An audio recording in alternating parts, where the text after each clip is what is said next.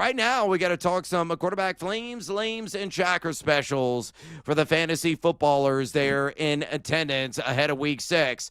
Again, a fantasy flame is somebody that is under 60% started right now in Yahoo League. So, Horvey, who you got to have a banner week 6? Yeah, I'm going to go with Sam Darnold against the Jags. And Sam Darnold right now is rostered only in 31% of leagues. I'm figuring like $1 fab cash. But he's coming off a game where he threw for 341 yards. He looked really good, man. I just figured whoever had ball last was going to win that game. 4 touchdown passes and only 1 pick. That was his second top 10 finish through 5 weeks. He's been one of the better quarterbacks if you're looking at QBR. And I like the weapons. I like JSN. I think we both do, obviously. Cooper Kupp's been all right, even though he's aging. I like Horton, AJ Barner, Arroyo. They got some studs. And the Jags defense has been pretty solid, but they're going to be on a short week. And they've given up 287 passing yards, 1.8 touchdowns, and 19.9 fantasy points per game to quarterbacks since week 1. Mahomes had 26.7 fantasy points, even though he only had 1 passing touchdown. They've lived off takeaways. They're taking the football away, but they're giving up yardage. So I like Darnold to continue his strong play. All right, going to go with Sam Darnold. A guy made me some moolah last week. Took the over 1.5 passing touchdowns. He breezed past that. That was a plus 125, mind you.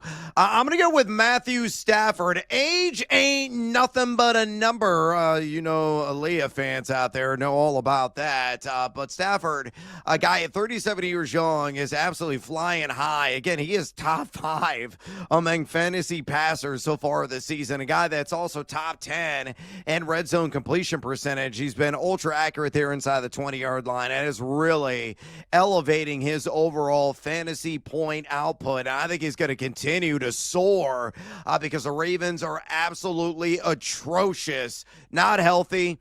Not even really functional pretty much everywhere right now defensively, as that is a unit that is number 29 in dropback EPA defense on the season. They've allowed the second most opponent fantasy points on a per-game basis of quarterbacks, giving up 7.11 pass yards per attempt, 270.2 pass yards per game, 2.6 passing touchdowns per game. I think Stafford's going to go for at least like 270 and a couple of TDs. Horvat, his over on 1.5 passing touchdowns, open at BetMGM at minus 220. That's crazy.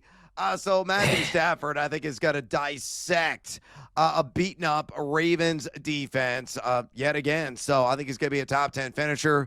Give me him for at least, again, 270 and a pair of scores this week. Let's talk a little fantasy lame at quarterback. These are guys over 50% starting Yahoo leagues that we think are going to drop. Or who do you like this week? And you're going with a guy that has been a surprise sensation, to say the least. Yeah, I'm playing against him this week. Now, I am in a 2-quarterback league, but I would fade Danny Dimes, the man formerly known as Danny Dimes. Now he just goes by Dimes. So he's been excellent running the offense. But really who's been excellent is my offensive player of the year and the guy that I traded 2 first-round picks in a dynasty league for, and that's Jonathan Taylor, who right now is on pace to go over 1,632 rushing yards. And I think they're going to be able to run the ball here. And Daniel Jones has actually failed to score 17 fantasy points now in 3 straight games because they're leaning on that ground game. And I know Arizona cost me in Survivor. I hate them. But they've also given up only the 5th least, I should say, fantasy points to quarterbacks in 2025. So I like Danny Dimes next week. The week after, this week, not so much. I think it's going to be a big Jonathan Taylor game.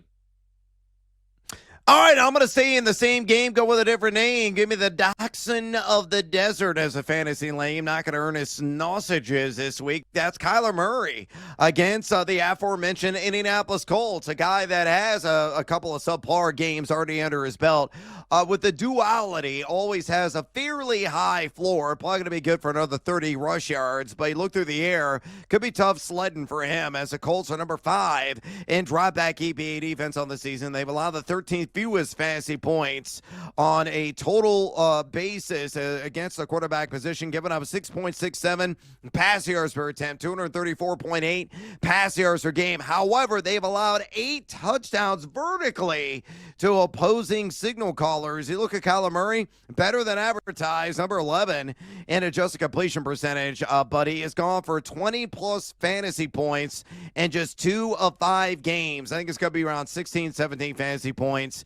Decent in a pickle, in a pinch, in a super flex, but you spend high draft capital on him, and chances are in a single quarterback league, he's going to let you down. So I don't like him on the road there in the Circle City. All right, let's dig a little bit deeper and go with a shocker special, my man. Under 15% started is the requirement based on those track ratios at Yahoo Sports.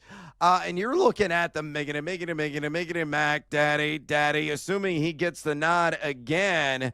And that is who? I'm thinking that Mac Jones does get the nod again. I heard our buddy Brian Baldy, saying that the Niners should ride the hot hand. I don't think that they can now because they paid Brock Purdy all that money. But, man, if they didn't, they probably would. Mac Jones has looked awesome, though. He's completing 66% of his passes for 301 yards, 2 tutties, and he's averaging 19.1 fantasy points per game in his 3 starts. He's had at least 2 touchdowns and 21 fantasy points twice. And, even though the weapons have been beat up, man, he's looked pretty damn good. And now he's going against Tampa, who just got in a shootout against Sam Darnold. So if Mac Jones starts, and I think that he does, I'm looking at him, man. I like him quite a bit. If, again, deeper leagues, if you need a quarterback this week, guy on a bye, I would look at Mac Jones. I wouldn't be scared away because he's Mac Jones. Yeah, we'll see what the status is of Yeah. Right, and we'll see what the status is of Jamel Dean, right? I mean, that secondary at Tampa Bay is beat up, and even when they're at full strength, they're outside the top 20 right now in dropback EPA defense. I mean, Sam Darnold erupted. He was like Vesuvius out there, leaving all kinds of ash and debris on the field, and of course, a lot of fantasy points are in the box score. So, look, if Darnold can do it, he certainly can. So Mac Jones, and we'll see who he's throwing the rock to. Is Jawan Jennings going to be back? I think he is very much in the air. I heard some positive reports on Ricky Pearsall earlier today. I think he's going to be good to go. Of course, George Kittle is still out, but it doesn't really matter. I mean, Kendrick Bourne as his WR1 last week, and that guy went nuts for over 100 yards, caught 10 balls. Mac Jones, man, surprise sensation. Doing it for all the dad bods out there, which I greatly appreciate. So thank you there, Mac Jones. All right, my guy, shocker special quarterback, and I may regret this, but the matchup's so damn good. He's got to take advantage. It's Bryce Young. I have him in too many leagues. Now, granted, I play in like 4 or 5 different Superflex formats. Largely invested in him as my quarterback, too. Thought he would be, taking the strides, maybe build off the last 5 games of last year in which he was a top 12 producer at the quarterback position. But he's kind of gotten back to where he was over the first half of last year, which is just sort of ho-hum and wildly erratic, wildly unreliable and undependable, and I think it's going to be more of the same. Now, Dallas, I will say this, he has to be able to take advantage of this defense because they're number 31 in dropback EPAD. They've allowed the most fantasy points to the quarterback position, surrendering 8.39 pass yards per attempt, 306 pass yards per game, 14 passing touchdowns. Bryce Young, again, he's only quarterback 22. But my fearless forecast for him, I think this could be a season high in pass yards. He may flirt with 300 pass yards. I think he's going to go for multiple touchdowns and then pad the bottom line with, say, 20 to 30 rushing yards. That game's got a lot of shootout appeal. You and I both like the over at 49.5. I'm just going to keep betting overs on Dallas, and they can prove me wrong because they ain't stopping anybody right now. I mean, Jake Browning could go out there and probably throw for like 5 touchdowns against the secondary, and he's god-awful. So, Bryce Young, step your game up, young man. I need at least 20 fantasy points out of you. I think that's doable. He's my shocker special pick this week.